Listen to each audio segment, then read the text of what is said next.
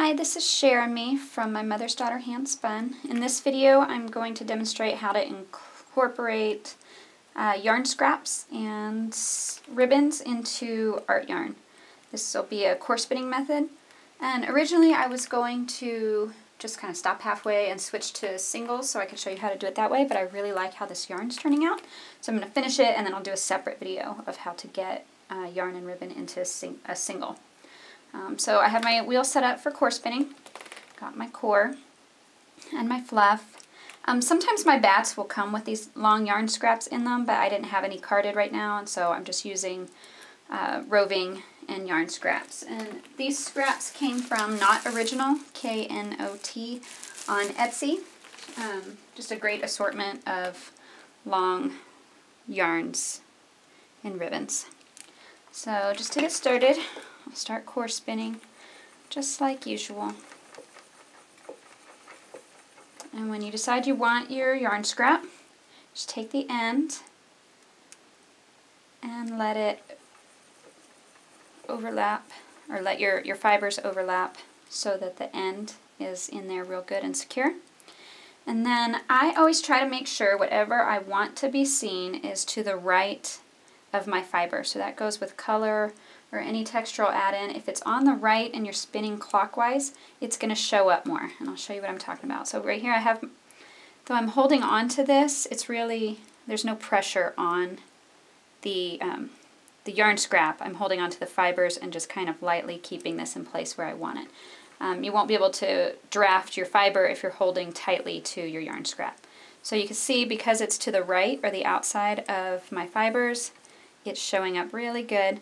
If I switch that, I put my fiber on the outside and the yarn to the inside, you'll start to see that the fiber covers up the yarn.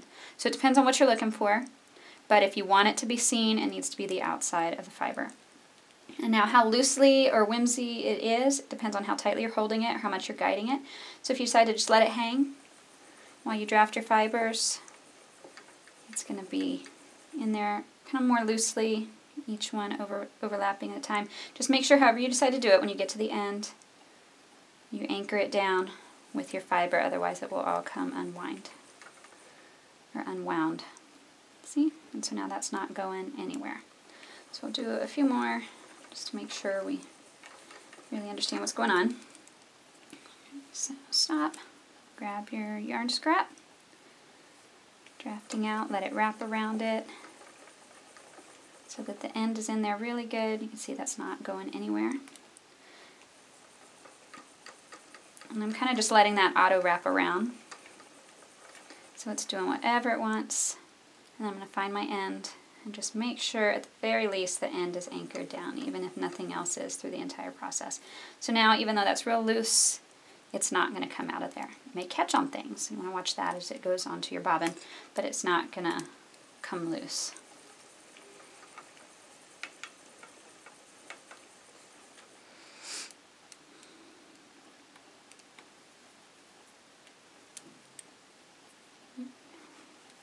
Anchor down the end.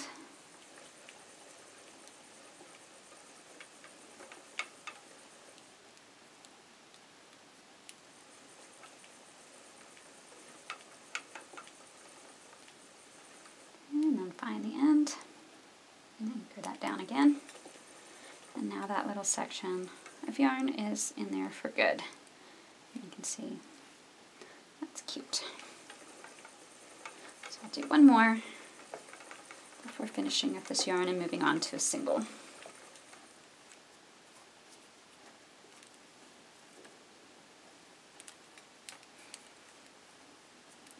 Anchor it down.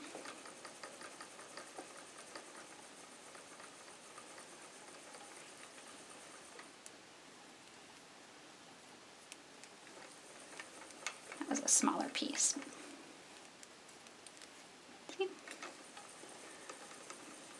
So give it a try. Let me know if you have any comments or questions. You can leave it in the comments or email me at mymothersdaughterhandspun@gmail.com. Also, feel free to check out my Etsy shop at Mom's Daughter Handspun, and also follow me on Instagram at my Mother's Daughter Handspun. And stay tuned for the next video, which will be incorporating yarn scraps and ribbon into singles.